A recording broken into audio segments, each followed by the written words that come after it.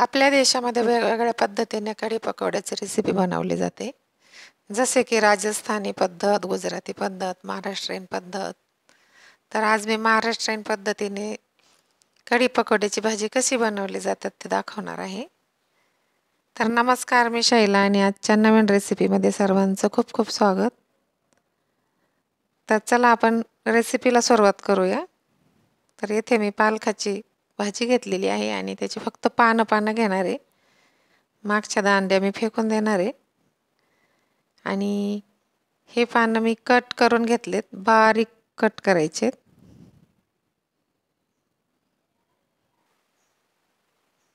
त्याच्यासोबत कांदा पण घेतलेला आहे. वरचे टरफले काढून स्वच्छ केलंय चांगला आणि बारीक कट करून घेतलाय. हे पालकाची पानं कट केलेले आणि हा कांदा आपण पकोड्यामध्ये टाकणार आहोत. तर 1 वाटी बेसन घेतलंय, त्याच्यामध्ये हे पालकाचे पानं कट केलेले आणि कांदा त्याच्यामध्ये मिक्स करून घ्यायचा आहे. थोडासा ओवा, जिरे, हळदी पावडर, धना पावडर, लाल तिखट, 4-5 लसणाच्या पाकळ्या ठेचून घेतलेल्या, चवीपुरतं मीठ आणि थोडासा खायचा सोडा मी टाकलाय. तुम्हाला हे पकोडे जर सॉफ्ट आणि मऊ पाहिजे असतील तर खायचा सोडा अवश्य टाका. त्याने एकदम सॉफ्ट आणि मऊ बनतात हे पकोडे. इकडे कढईमध्ये तेल टाकलंय आणि तेल पण चांगलं तापलंय आणि हे पकोडे मी त्याच्यामध्ये सोडलेत. तर तेल थोडंच टाकायचं आहे. आपण जेवढं जास्त तेल टाकू तेवढे हे जास्त मोठी जागा घेतात आणि थोड्या तेलामध्ये भागून जातं. गॅस मीडियम आचवर ठेवलाय आणि हे चांगले भाजून घ्यायचे. फुल गॅस ठेवला तर मग ते वर भाजतात आणि मध्ये कच्चेच राहतात. तर दोन्ही बाजूने छान भाजलेत. आता प्लेटमध्ये काढून घेऊ. आता बाकीचे उरलेलं पीठ आहे त्याचं पण पकोडे काढून घेऊ. हे पण मीडियम गॅसवरती चांगले दोन्ही बाजूने भाजून घ्यायचे. तर छान भाजलेत आणि हे पण मी काढून घेते आता. हे पहा अशा प्रकारे लालसर छान भाजलेत आणि आता आपण कढीची तयारी करू. तर त्याच्यासाठी मी 9-10 लसणाच्या पाकळ्या ठेचून घेतल्यात आणि हिरवी मिरची आणि थोडेसे शेंगदाणे घेऊन त्याचा ठेचा बनवून घेतलाय. एका बाउलमध्ये मी घरी बनवलेलं दही टाकते मिक्सरमध्ये आणि 1 छोटी वाटी बेसन पीठ टाकले. हे मिक्सरमध्ये फिरवून घ्यायचे, चांगलं मिक्स करून घ्यायचं. एकजीव झालं पाहिजे. मी हे मिक्स करून घेतले बघा, अशा प्रकारे झालं पाहिजे. दाखवते तुम्हाला. छान मिक्स झालंय आणि आता कढईमध्ये मी तेल टाकले. तेल पण छान तापलंय.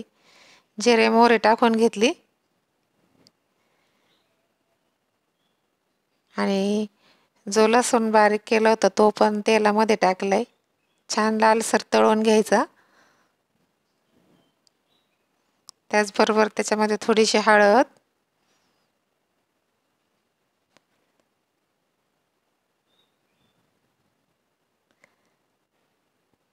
7-8 कढीपत्त्याची पानं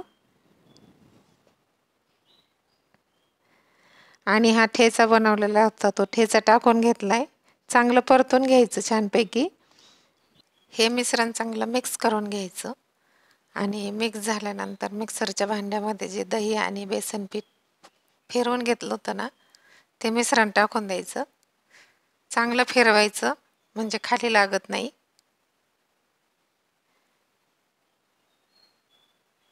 आणि तुम्हाला पाहिजे तेवढं तुम्ही पाणी टाकून कढी वाढवू शकता. 1 वाटी जर बेसन टाकलं तर त्याच्या 5 ते 6 पट पाणी टाकायचं आणि थोडीशी मी कसुरी मेथी पण टाकली. कोथिंबीर बारीक कट करून ठेवलेली होती ती पण टाकली आणि छान उकळी आलेली आहे.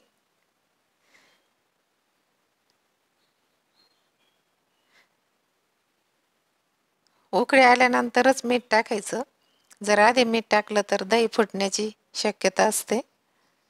तर मी उकळी आल्यानंतरच मीठ टाकते. आपापल्या चवीनुसार मिठाचं प्रमाण टाकायचे आणि आता हे पकोडे टाकून घ्यायचे.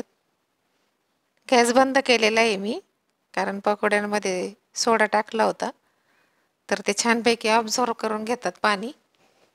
पकोड्यांमध्ये सोडा जर टाकायचा नसेल तर गॅस बंद करायच्या आधी जी उकळी असते त्याच्यामध्ये ते पकोडे टाकून घ्यायचे आणि मग नंतर गॅस बंद करायचा.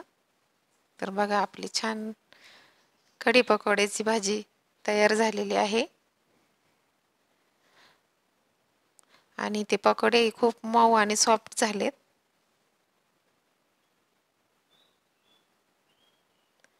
तर ही भाजी आपण चपातीबरोबर, भाकरीबरोबर, भाताबरोबर खाऊ शकतो, छान लागते.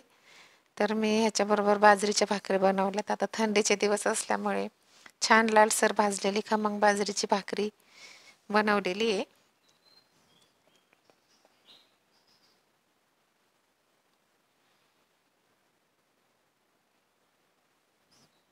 एवढ्या भाकरी बनवल्यात मी आणि ह्याच्याबरोबर छान लागते बाजरीची भाकरी. तर आपली कढी पकोड्याची ही थाळी तयार झालेली आहे आणि हे पकोडे खूप छान सॉफ्ट झालेले आहेत. त्याच्यासोबत मी भात पण बनवलेला आहे. भात पण कढी पकोड्यासोबत छान लागतो. तर रेसिपी आवडली असेल तर रेसिपीला लाईक करा. चॅनलवर नवीन असाल तर चॅनलला सबस्क्राईब करा. भेटू उद्याच्या येणाऱ्या नवीन व्हिडिओमध्ये. तोपर्यंत बाय बाय.